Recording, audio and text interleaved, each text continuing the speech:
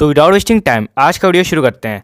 तो आज हम इस वीडियो में आईटी सेक्टर एंड उससे रिगार्डिंग दो स्टॉक्स के ऊपर बात करने वाले हैं। तो देखिए, आईटी सेक्टर शॉर्ट टर्म में एक फॉलिंग नाइफ की तरह बना हुआ है। मतलब कि जो शॉर्ट टर्म के लिए आईटी सेक्टर में पैसा लगा रहा है उसको पैसा खोना ही पड़ेगा। एंड इसके पीछे सिंपल सा कारण है कि इस समय आईटी सेक्टर में डिमांड की कमी देखने को मिल रही है। अब देखिए, ऐसा इसीलिए हो रहा है क्योंकि इंडिया की आईटी कंपनीज को मोस्ट ऑफ द काम यूएस एंड यूरोप से मिलता है एंड वहां पे इस समय डिमांड की कमी है, मेनली इन्फ्लेशन की वजह से। तो जब यूएस की कंपनीज के पास कामकाज ही नहीं आएगा तो वो हमारी आईटी कंपनीज को कामकाज कैसे देंगी। एंड इसीलिए आने वाले कुछ क्वार्टर्स में आईटी सेक्टर में वीकनेस बनी रह सकती है। तो क्या हमें अपना आईटी सेक्टर से सारा माल निकाल देना चाहिए? तो देखिए, ऐसा नहीं है क्योंकि लॉन्ग टर्म में आईटी सेक्टर को केवल ऊपर ही जाना है। अब देखिए, इसके पीछे भी सिंपल सा कारण है। देखिए, वेस्ट में लगातार इन्फ्लेशन बढ़ जा रहा है, यानी कि वहाँ की कंपनीज को चीप लेबर चाहिए ही होगी अपना सर्विसेज का कामकाज पूरा कराने के लिए। एंड आईटी सेक्टर में इंडिया से ज्यादा चीप लेबर कोई और दे ही नहीं सकता। तो इसीलिए ऐसा एक्सपेक्टेड है कि वेस्ट का काफी सारा मार्केट इंडिया के पास आने वाला है एंड जो इस समय के इंडिया के मार्केट से 5-6 गुना होगा। यानी कि इंडिया के आईटी सेक्टर में लॉन्ग टर्म में काफी तगड़ी ग्रोथ देखने को मिल सकती है। तो अगर आप एक लॉन्ग टर्म निवेशक हैं जिसका विजन एटलीस्ट 5 to 10 ईयर्स का है,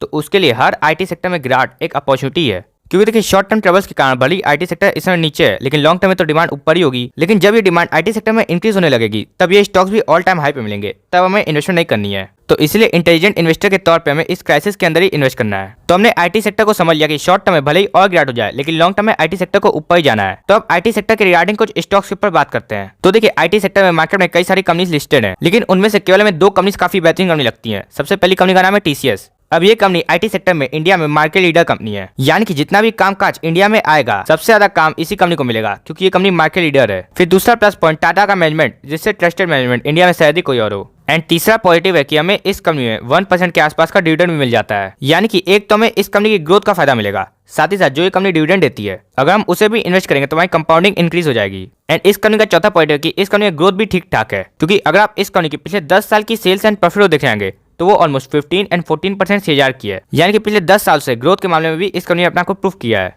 एंड लॉन्ग टर्म में जहाँ पे ग्रोथ है वहीं पे वहाँ पैसा बनेगा। तो इन 4 मुख्य पॉइंट्स के कारण हमें इस कंपनी में ध्यान देना चाहिए। तो अब जानने का प्रयास करते हैं इस स्टॉक के सपोर्ट जोन। तो देखिए, बड़े दिन से इस स्टॉक का 3000 के पास काफी क्रूशियल डिमांड जोन बना हुआ है, क्योंकि पास में जब ये स्टॉक इस लेवल के आसपास आया तो कई बार डिमांड देखने को मिल चुकी है। तो एज ए इन्वेस्टर आप इस प्राइस पॉइंट पे इन्वेस्ट करना शुरू कर सकते हैं। वह देखिए, 9 जनवरी को कंपनी के नंबर्स आने वाले हैं एंड पिछले कुछ क्वार्टर से ऐसा रहा है कि नंबर्स के बाद लगातार गिरावट देखने को मिली है। तो अगर आपको इन्वेस्टमेंट करनी है तो 9 जनवरी के बाद ही करिएगा। हो सकता है कि नंबर्स के बाद आपको 3000 के लेवल्स दिख जाएं। वहीं जिसके पास अभी भी कोई स्टॉक नहीं है एंड उसको इस कंपनी में इन्वेस्ट करना है, तो देखिए, क्योंकि टॉप से 20% के आसपास का डिस्काउंट अवेलेबल है, तो हम यहाँ से स्टार्टिंग कर सकते हैं। तो चलिए अब बढ़ते हैं अपनी दूसरी कंपनी की ओर। तो सेकंड कंपनी का नाम है LTIMindtree। अब सबसे पहला सवाल आता है कि हमें टीसीएस को छोड़ के LTIMindtree की ओर रुख क्यों करना चाहिए। तो उसका सिंपल सा जवाब है कि इस कंपनी में लॉन्ग टर्म में ग्रोथ काफी लाजवाब है, क्योंकि अगर आप इस कंपनी की पिछले 10 साल की सेल्स एंड प्रॉफिट देख जाएंगे तो वो ऑलमोस्ट 17 एंड 19% CAGR की है, यानी कि लॉन्ग टर्म में ग्रोथ के मामले में इस कंपनी ने टीसीएस को बीट किया है। एंड एक और अच्छी बात है कि इतनी गिरावट के बाद ये स्टॉक अभी टीसीएस की वैल्यूएशन के पास ही मिल रहा है। और ऐसा भी नहीं कि इस कंपनी में हमें स्टेबिलिटी नहीं मिलेगी, क्योंकि ये कंपनी इंडिया की 5th लार्जेस्ट आईटी कंपनी है, जहाँ पे L&T ग्रुप का हमें मैनेजमेंट मिल जाता है जो काफी ट्रस्टेड मैनेजमेंट है।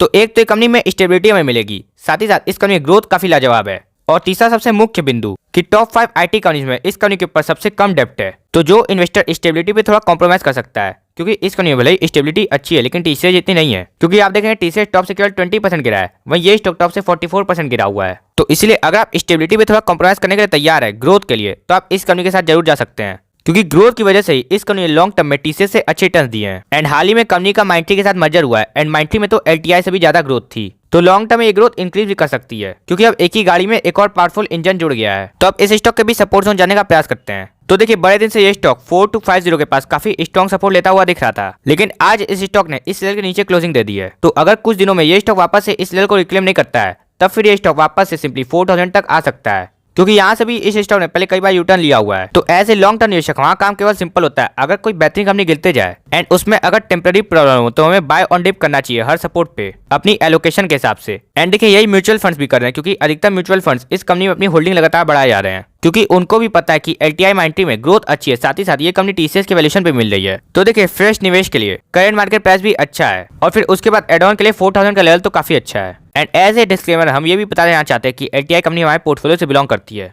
तो इसलिए हमने जो वीडियो में आपको बताया उससे आप एग्री एंड डिसएग्री भी कर सकते हैं। तो उम्मीद है आपको वीडियो पसंद आएगा।